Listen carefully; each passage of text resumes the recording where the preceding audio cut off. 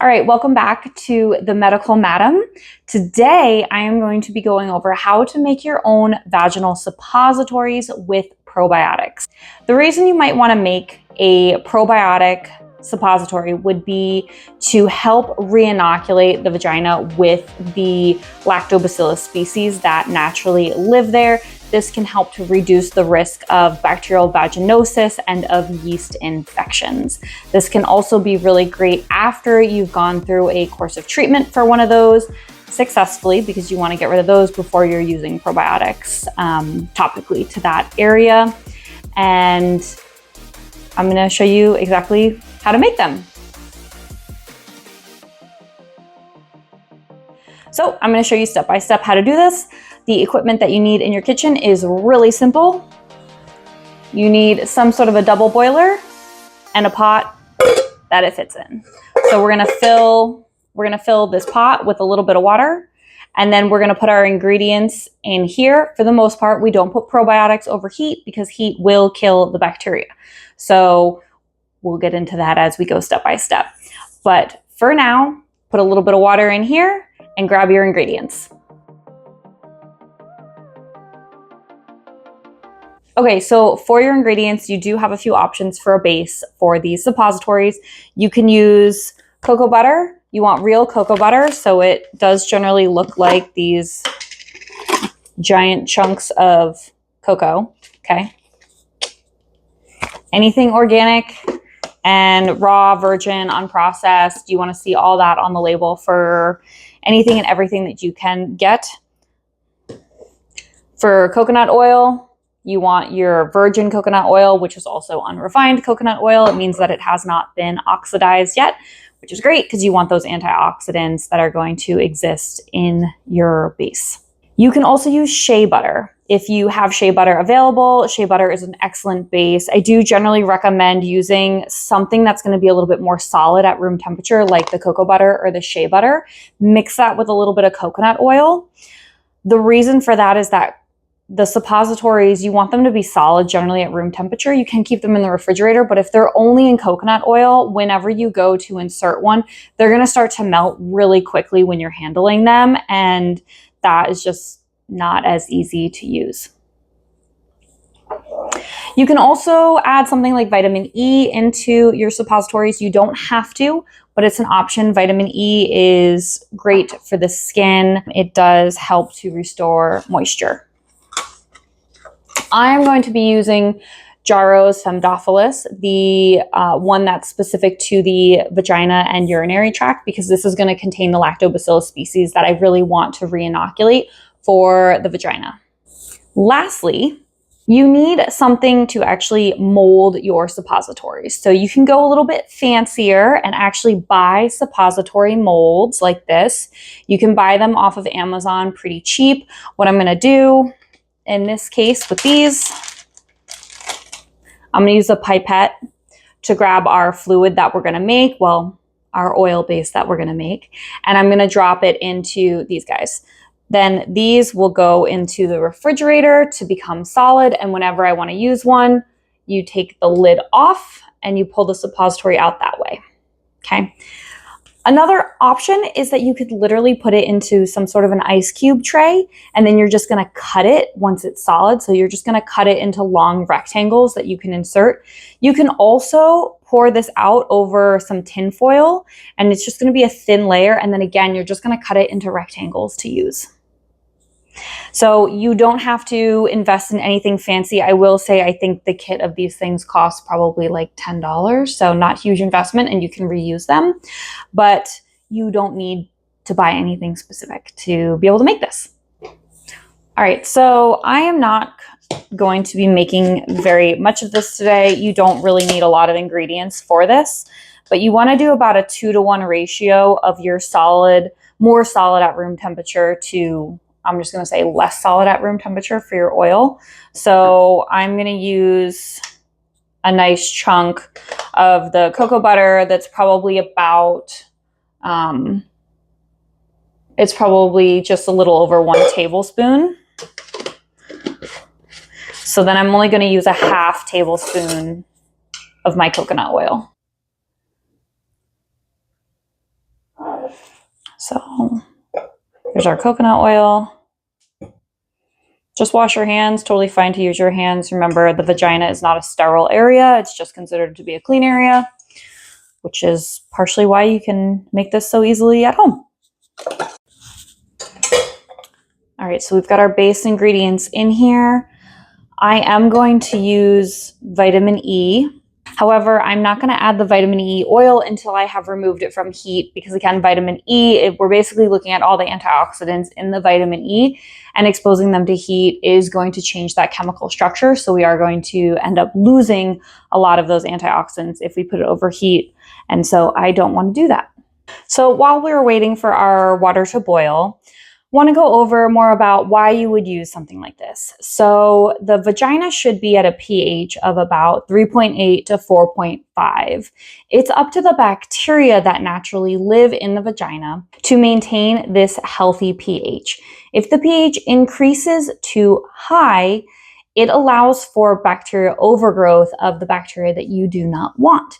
And so naturally, we all have some negative bacteria, what's called opportunistic bacteria, that grows on all different parts of us. So we have staph on our skin, which can become MRSA. We have different funguses and different bacteria in our sinus cavities that often become sinus infections, all different things that are actually naturally there, like they should be there. You know, H. pylori in your stomach. It's normal and natural to have a little bit of H. pylori, but you don't want it to become overgrown because then it causes an infection. And anytime that there's an infection that weakens your immune system, you're at risk for more infections. So this is why it's important to treat. Bacterial vaginosis, which is caused by a bacterial species called Gardnerella, is a very, very common infection in women. It is not considered to be a sexually transmitted infection because Gardnerella naturally lives in the vagina. So it is normal to have a small amount. Again, it is opportunistic. So once that pH starts creeping up towards 4.5, even though that is normal, it allows for a little bit more growth. And if that pH increases higher to 5 or even between 5 and 6, which is pretty high for the vagina, it really allows for that bacteria to take over. And that's when we end up with what's called vaginosis or bacterial vaginosis. And so there are different types of vaginosis. Vaginosis just means inflammation of the vagina. It is not specific to any one thing. Bacterial vaginosis, when it is overgrown and that pH is altered, it does make it more likely for you to get other infections. If you have HPV, which again is very common, and your immune system is generally able to help you recover from HPV, so it doesn't generally turn into any sort of cervical cancer for most women, but it can.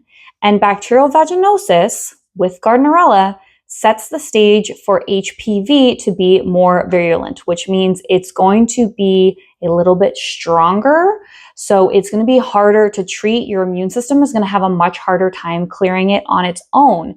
And so having one infection sets the stage to have more infections and more inflammation and more serious health consequences from those infections.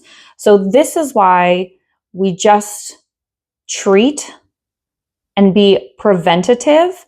So we're not just trying to treat the bacterial vaginosis. We're not just trying to use an antibiotic to treat the Gardnerella to reduce its load. We want to actually promote the amount of healthy bacteria that live in the vagina that are going to help maintain that healthy pH to reduce the risk of Gardnerella becoming overgrown again, and then reduce the risk of other infections as a result. All right, so we are starting to melt here. Our cocoa butter is almost melted. We can turn off the heat because we're not going to need it here in a moment.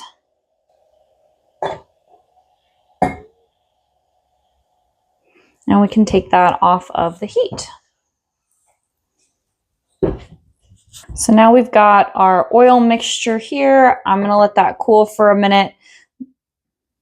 All right, it's a very small mixture because, again, we're not making very many suppositories. I'm going to pour into cool glass so I can add our other oil and our probiotics. without worrying that I am destroying the properties that we want from the vitamin E and killing most of the bacteria from putting them in too hot of an environment. Generally, I say avoid plastics and rubbers and whatnot, but the silicone spatula is most useful for that curved surface for that portion. So here's our base. We have very little in here. It will start to solidify relatively quickly. So vitamin E, there's no like set amount of vitamin E oil to put in, but I am just going to put in about half a teaspoon. This vitamin E oil that I have is really messy. If you have some sort of glass stirrer, I recommend using that. You're not going to risk getting anything that you don't want, any plastic particles or anything like that into your mixture. You're probably laughing because yes, the suppository molds are all plastic. So, you know, we just limit exposure where we can. We don't really live in a world where everything can be perfect. For your suppositories, if you're going to use something that's already in a capsule like this, if you did about what I did, so about 1 tablespoon of cocoa butter, half a tablespoon to coconut oil,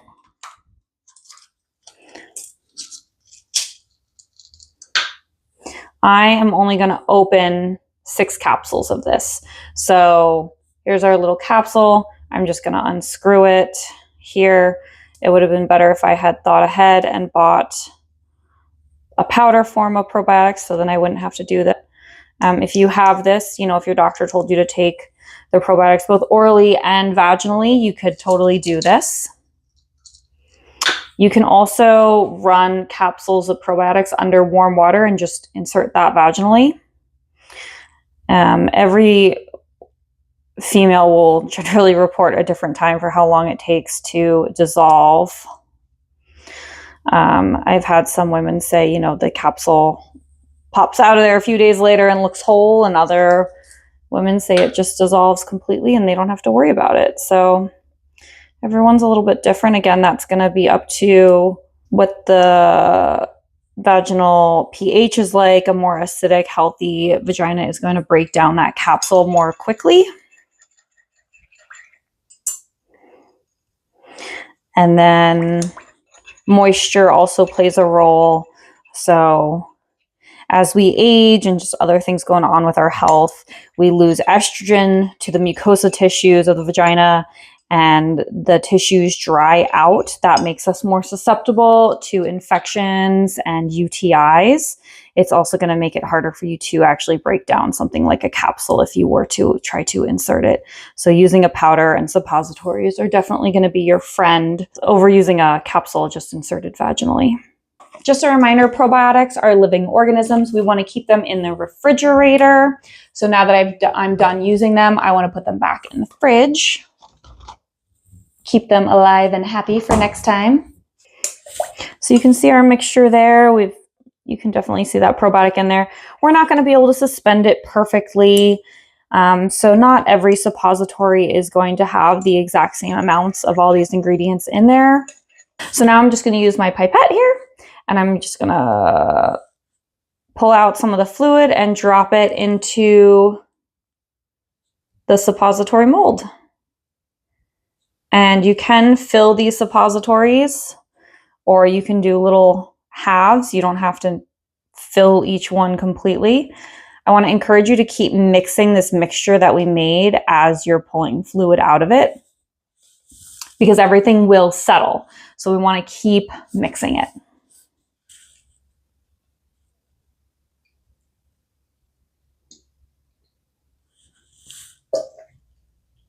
Remember, if you don't have these suppositories, this mold, you can just use tinfoil, just lay it out, you know, just curve up the edges or throw a piece of tinfoil down on in some sort of Tupperware, put that in the fridge, and then you'll be able to just pop your suppositories up off of it and just break them up into they might break into pieces. Ideally, you can cut them into like little rectangular bars. So they'll be similar, you know, kind of like a 1/4 inch by 1/4 inch by maybe about 1 inch long. Remember, I have to keep stirring this liquid as I go, otherwise things settle. All right, and that's it. So you have your suppositories now. Super exciting. We're gonna put these in the refrigerator. We're gonna leave them in the refrigerator. And at night, when you wanna use one, just take one out, keep the rest in the refrigerator because the probiotics, we wanna keep the probiotics alive. When you use these suppositories, because they are in an oil base, you do not want to have any vaginal intercourse for at least 8 hours after you insert one of these. No condom use within 12 hours or diaphragm use. You don't want to expose the oils in these to condoms or to any sort of plastic. It can degrade the plastic and the rubber. So no go. We don't want to combine these things. Remember, condoms only go with a water-based lubricant. And so kind of the same concept here. These are oil-based, so you don't want to combine them. Lastly, in terms of being intimate when you are using suppositories or just any sort of treatment vaginally for anything that's going to go in there, you really want to give that time to work before exposing to any sort of spermicides that are going to exist on condoms or are going to be on the lubricant you use on diaphragms. You don't want to expose the vagina to things that are going to make the environment more alkaline if you're currently trying to treat to make the mucosa more acidic. Semen is alkaline. It does promote more of an alkaline environment, so it is constantly fighting against you. So one of the things that you might want to do when you're using suppositories, if you're just kind of using them for maintenance here and there, you might want to use one after intercourse or just wait and do it on a day where you're not going to have any intercourse for at least 12 hours, you know that, so you can get the full benefit from the suppository. So that is it. They are super simple to make and very effective. They're very healing. If you were to have suppositories compounded by a compounding pharmacy, they usually don't do probiotic suppositories anymore, but they can do estrogen in your suppositories. So you can always talk to your doctor about that if you're more so dealing with dryness and frequent UTIs. And that's it. Happy vaginal healing.